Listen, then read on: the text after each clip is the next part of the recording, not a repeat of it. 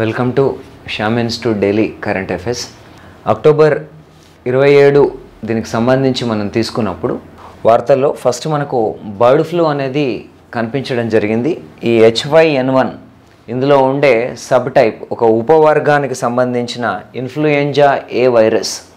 ఆ ఇన్ఫ్లుయెంజా ఏ వైరస్ తోటి మనకు ఈ కేరళలో హరిపాద్ మున్సిపాలిటీ అంటాం, దాని పరిధిలో ఉన్నప్పటికీ వజుతానం, ఈ వజుతానం పరిధిలో ఒక 1500 బాతులు మరణించడం జరిగింది.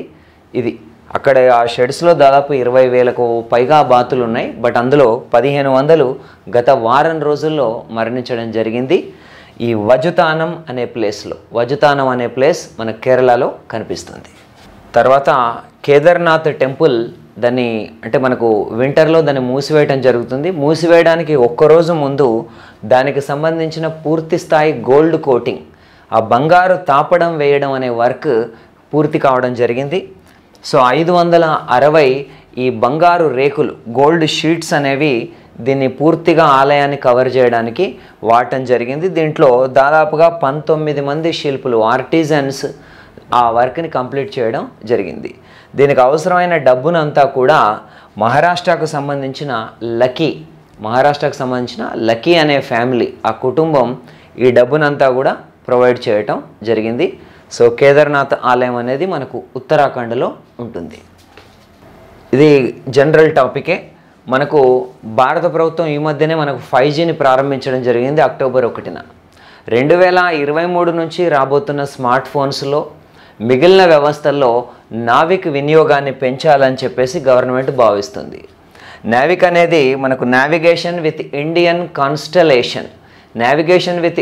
కాన్స్టలేషన్ అనేది భారతదేశానికి సంబంధించిన ఒక జీపీఎస్ వ్యవస్థ. అంటే మనం జీపీఎస్కి బాగా అలవాటు పడిపోయాం కాబట్టి ఇప్పటి వరకు గూగుల్ ఇలాంటివి మనం ఏదైతే చూస్తున్నామో అవన్నీ కూడా అమెరికన్ నావిక వ్యవస్థ ఏదైతే ఉందో జీపీఎస్, గ్లోబల్ పొజిషనింగ్ సిస్టమ్ ద్వారా పనిచేస్తున్నాయి.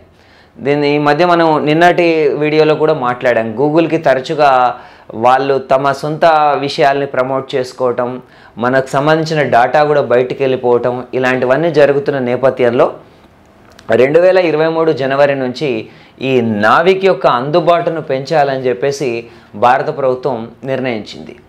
దాంట్లో భాగంగా ఈ ఇంప్రూవ్మెంట్ చేయడానికి ప్రభుత్వం వీలైనంత కృషి చేస్తుంది. Even make in India smart ఫోన్లలో దాన్ని ప్రవేశపెట్టబోతున్నారు.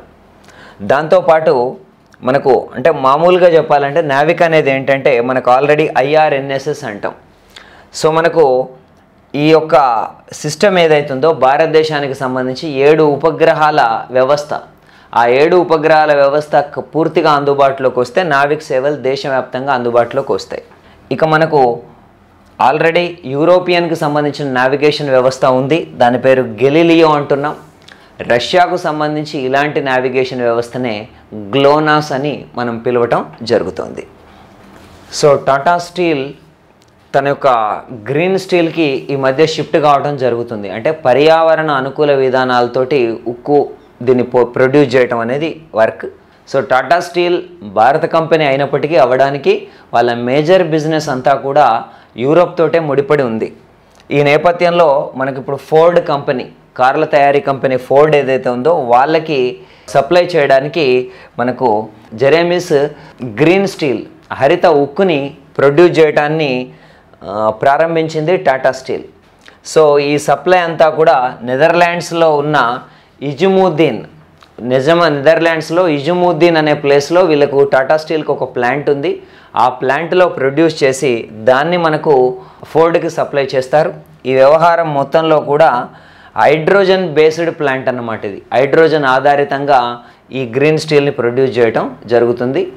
పర్యావరణ అనుకూల విధానాల్లో భాగంగా ఈ లో కార్బన్, అత్యంత తక్కువ కార్బన్ ఉద్గారాలను వెలువరించే నిర్ణయంలో భాగంగా టాటా స్టీల్ ఇలాంటి షిఫ్ట్ తీసుకుంది. సో యునైటెడ్ కింగ్డమ్ అండ్ నెదర్లాండ్స్లో వాళ్ళకి ఇప్పుడు అక్కడ ప్లాంట్స్ ఉన్నాయి. రైట్.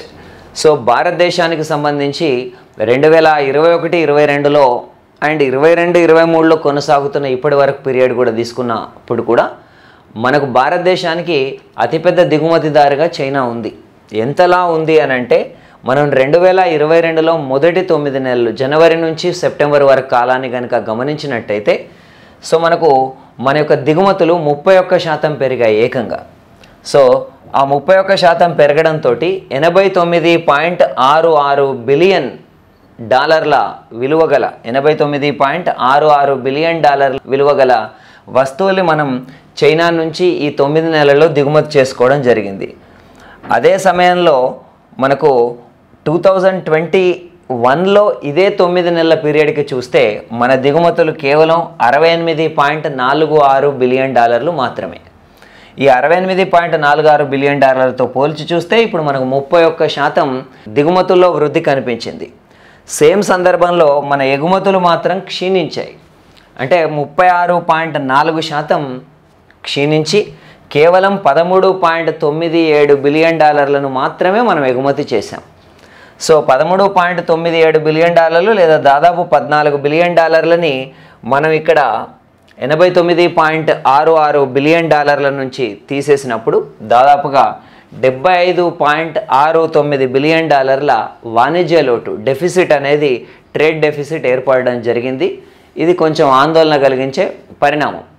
భారతదేశం యొక్క అతిపెద్ద ఎగుమతిదారుగా అంటే మనం ఎక్కువ ఎగుమతులేమో యుఎస్ఏకి చేస్తున్నాం, ఎక్కువ దిగుమతులేమో చైనా నుంచి పొందుతున్నాం.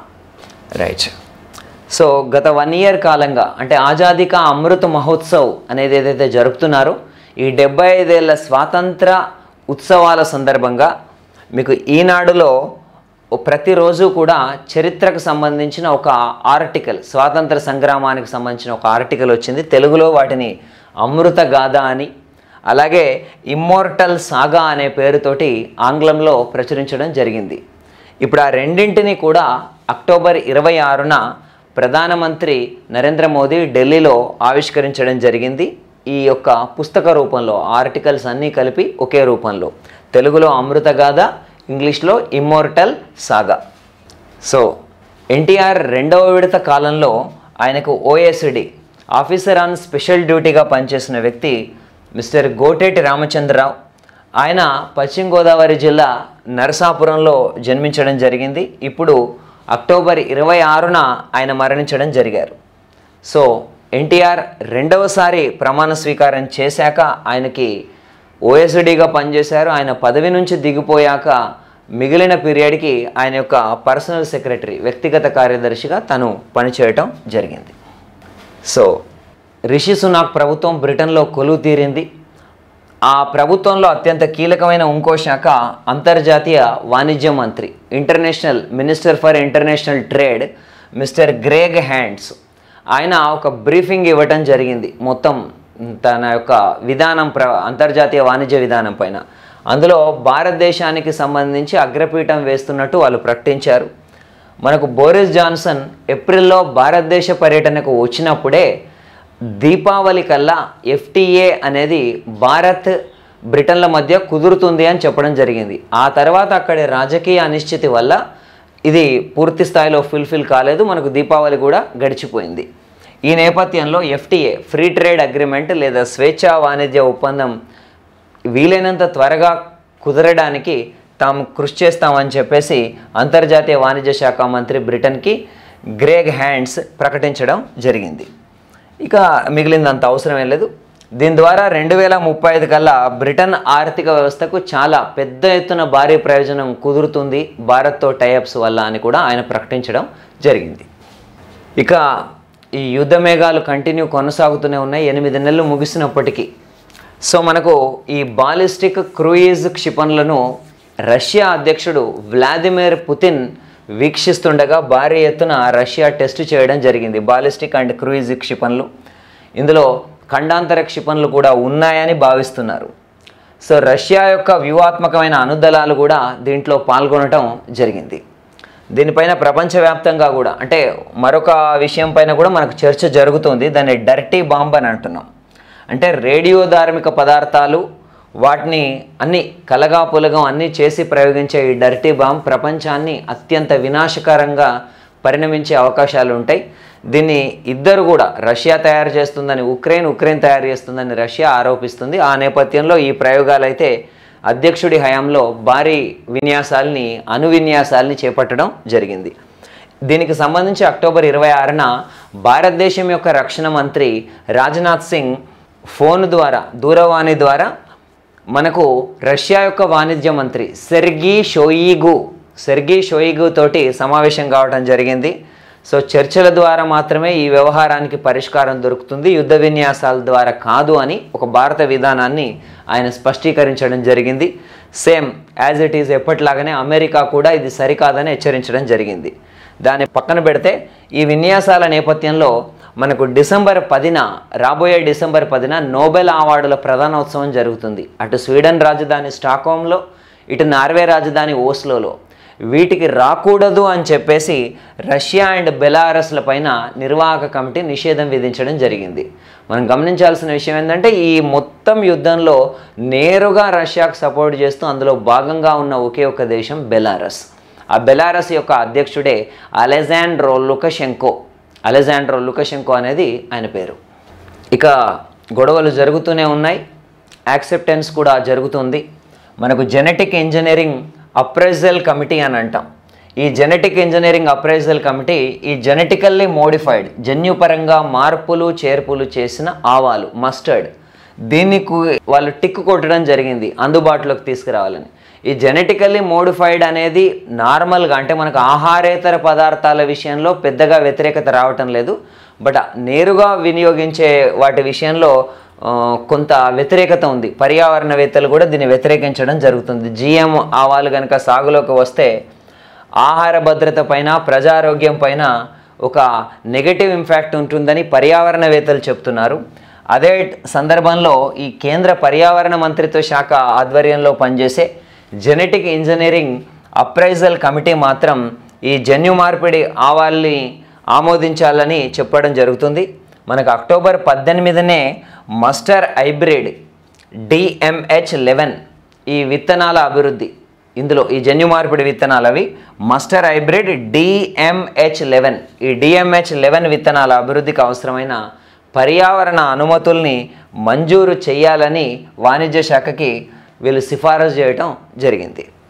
సో సింపుల్, కరోనా అనేది పూర్తిగా ఆ స్థాయిలో లేకపోయినా ఎప్పటి నుంచో మనకు ఈ యొక్క సూది అవసరం లేని టీకా కోసం ప్రపంచంలో చాలా దేశాలు ప్రయత్నం చేస్తున్నాయి.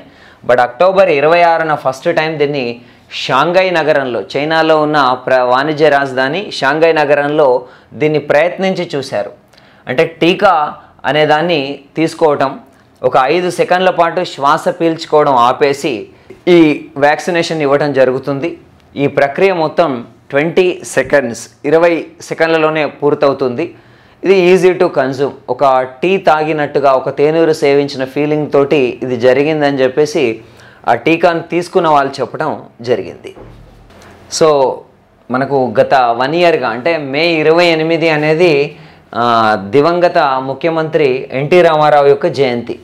ఆ శత జయంతి సందర్భంగా అప్పటి నుంచి కూడా తెనాలిలో ఉన్న ఒక థియేటర్, ఒకప్పుడు దాన్ని రామకృష్ణ థియేటర్ అనేవాళ్ళు, ఆ తర్వాత ఎన్టీఆర్ కుటుంబం దాన్ని విక్రయించింది. ఇప్పుడు దాన్ని పెమ్మసాని థియేటర్ అని అంటున్నాం. ఆ పెమ్మసాని థియేటర్లో ఈ ఎన్టీఆర్ యొక్క సినిమాలు ఏడాది పాటు ప్రదర్శించడం అనేది మొదలైంది. ఈ ప్రక్రియ మొదలైనప్పటి నుండి ప్రతి నెల ఎన్టీఆర్తో కలిసి పనిచేసిన ఒక వ్యక్తిని ఎన్టీఆర్ అవార్డుతో సత్కరించడం జరుగుతుంది. సో అక్టోబర్ నెలకు గాను ఈ యొక్క ఎన్టీఆర్ పురస్కారాన్ని ఆయనతో పనిచేసిన ఒక నృత్యానికి ఫేమస్ అయిన ఎల్ విజయలక్ష్మికి ఈ అవార్డుని ప్రదానం చేయటం జరిగింది.